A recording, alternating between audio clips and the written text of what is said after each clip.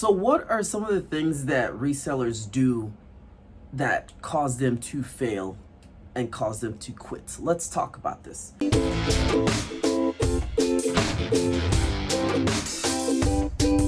Hey guys, Holland here from where the helicopter bear meets Papa Bear.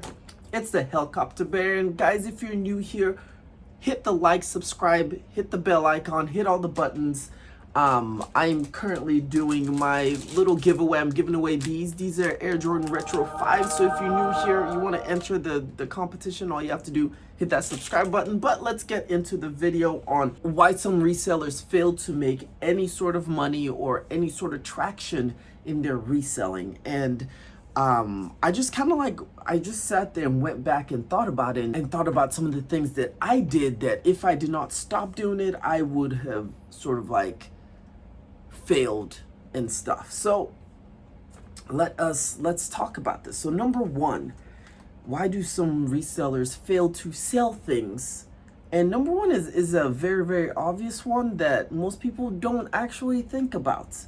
Number one is there's typos and misspellings in their listings, and especially whenever you start gaining bigger inventories. I've noticed that, because even with me, sometimes, you know, I get an item now, I'm like, man, this item hasn't sold anything, but it's such a popular item, why hasn't it sold? And then I realize that there's typos. I spelt it wrong, or I categorized it wrong. And what I like to do is occasionally, you know, maybe every like 3 months or so, go into your entire inventory and kind of look to see if you have any typos, look to see if you have any, you know, misspellings. Well, those are the same thing, but look to see if you have any like I cannot speak today. I'm so sorry, guys. Miscategorizations. So say, for instance, you have boots and you accidentally put them in sandals, stuff like that. Make sure you go through, make sure you're thorough, make sure you take your time, because I know a lot of resellers like to do these reseller challenges that they're like, I want to see how fast I can list something.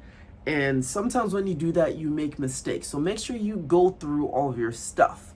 Number two is, some resellers have they don't have a proper inventory system, especially once they get larger, because they're used to having, you know, smaller things that they're like, okay, I'm just gonna have, you know, my item here, I'm gonna remember where it's at. But once your inventory starts getting bigger, once you start moving stuff around, you start to think like, man, where did that item go? Like, I have some items that whenever it sells, I was like, I don't even remember taken this photograph, I don't even remember posting this, but hey, I just sold something, because I have an inventory system that if something sells, I can look through my sheet that I built on Google Sheets, and I have an inventory system that correlates with with the bins that I have all of my items on. So make sure, guys, you have a proper inventory system that works for you. You might look at somebody else's inventory system and it might work for them, and it might be super complicated and you're trying to duplicate that, but make sure you have something that works for you. So number three is you have to choose, or you have to find brands that work for you. I always tell, you know, people like, these are my brands that work for me, they might not work for you. I've had several people say, hey, these brands work for me, and then I get a few things of them in my inventory, and it's a closet sitter, it just sits there. So and I could say the same thing, that, you know, for instance, horribly, those adult toddler shoes, Crocs, work extremely well for me. They might not work for you. I don't know why. And all of this is based on sort of like, where do you stay? I stay in Texas. It's very, very warm, versus someone who's staying like in New York, who they might sell more boots than I do. I might sell more cowboy boots than they do, and they sell more like Uggs. So remember, you have to look to see what brands work for you.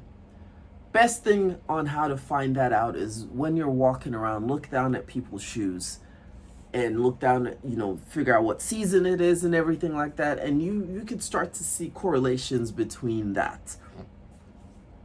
So number 4 is not enough description, pictures, or descriptions.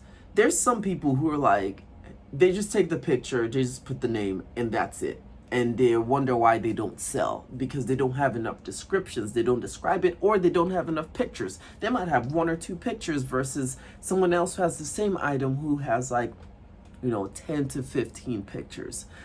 So make sure you have detailed pictures, make sure you have detailed descriptions.